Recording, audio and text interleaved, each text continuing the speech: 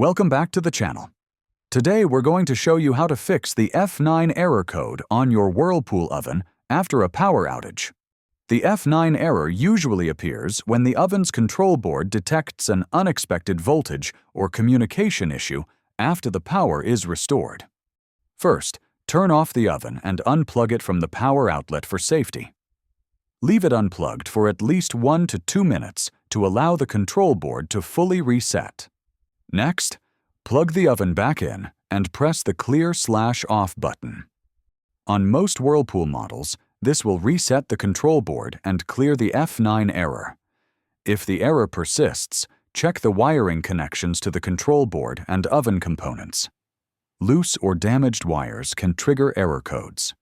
Make sure everything is securely connected and in good condition. For ovens with a digital display, you may also perform a full factory reset by holding the bake and broil buttons together for several seconds. Refer to your model's manual for specific instructions. By following these steps, you can easily fix the F9 error code on your Whirlpool oven after a power outage and get it running normally again. If this video helped you, hit like, subscribe, and share your experience in the comments.